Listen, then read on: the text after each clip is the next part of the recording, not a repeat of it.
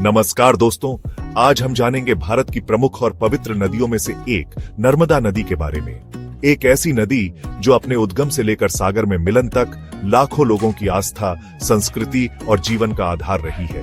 नर्मदा नदी को जीवित देवी की तरह पूजा जाता है और यह पश्चिम की ओर बहने वाली कुछ गिनी चुनी नदियों में से एक है। इसकी पवित्र धारा में डुबकी लगाने मात्र से ही भक्तों के पाप धुल जाते हैं, ऐसी मान्यता है। तो आइए आज हम इस वीडियो के माध्यम से नर्मदा नदी की यात्रा करते हैं, उसके उद्गम स्थल से लेकर उसके तटों पर बसे शहरों, उसकी धार्मिक मान्यताओं और उसके महत्व को समझने की कोशिश करते हैं।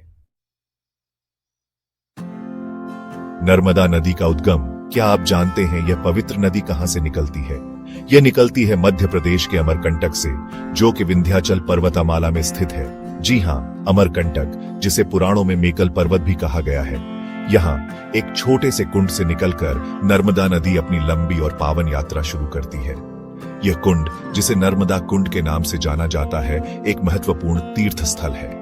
यहाँ आकर श्रद्धालु नर्मदा मां का आशीर्वाद प्राप्त करते हैं और जीवन की नई शुरुआत की कामना करते हैं। कहते हैं, मां नर्मदा के दर्शन मात्र से ही मन को शांति और आत्मा को सुकून मिलता है। अब बात करते हैं नर्मदा नदी की लंबाई और उसके मार्ग की। लगभग 1312 किलोमीटर लंबी यह नदी मध्य प्रदेश के पहाड़ों से निकलकर महाराष्ट्र और गुजरात की धरती को सींचती हुई अंततः अरब सागर में जाकर मिलती है। अपनी इस लंबी यात्रा में नर्मदा नदी कई छोटी बड़ी नदियों को अपने में समाहित कर लेती है, जिससे इसकी धारा और भी विशाल और पावन होती जाती है। यह मानो अलग अलग संस्कृतियों और परंपराओं को जोड़ती हुई एकता का संदेश देती है। जैसे एक राजा के दरबार में उसके मंत्री होते हैं, वैसे ही नर्मदा नदी की यात्रा में उसकी सहायक नदियां उसका साथ देती हैं। दक्षिण से आकर तवा, शेर और दूधी नदियां नर्मदा में मिल जाती हैं, तो वहीं उत्तर से हिरण, बंजार और चोरल नदियां इसमें अपना जल समर्पित करती है। ये सभी सहायक नदियां नर्मदा के महत्व को और भी बढ़ा देती है। ये न सिर्फ नर्मदा की धारा को बल प्रदान करती है, बल्कि आसपास के क्षेत्रों की सिंचाई और पेयजल आवश्यकताओं को भी पूरा करती है। चैप्टर 4। नर्मदा नदी को रेवा के नाम से भी जाना जाता है और इसे हिंदू धर्म में गंगा के समान पवित्र माना गया है। कहा जाता है कि नर्मदा नदी में स्नान करने से सभी पाप धुल जाते हैं और व्यक्ति को मोक्ष की प्राप्ति होती है।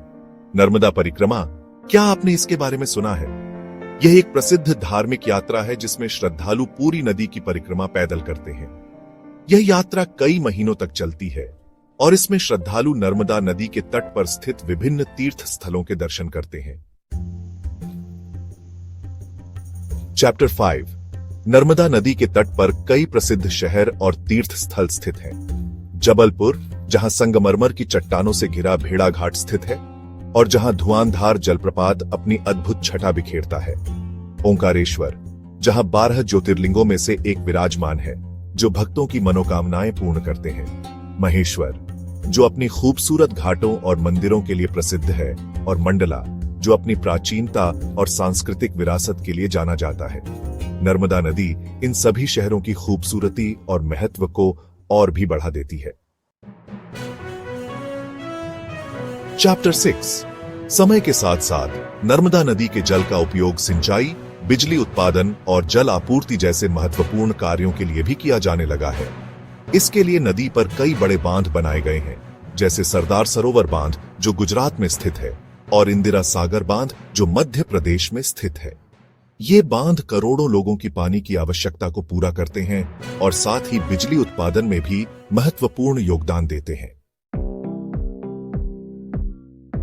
उतरो तो दोस्तों, ये थी नर्मदा नदी की कहानी। एक ऐसी नदी जो अपनी पवित्रता, अपनी सुंदरता और अपनी उपयोगिता के लिए प्रसिद्ध है। एक ऐसी नदी जो लाखों लोगों की आस्था का केंद्र है और जिसके बिना इस क्षेत्र की कल्पना भी नहीं की जा सकती।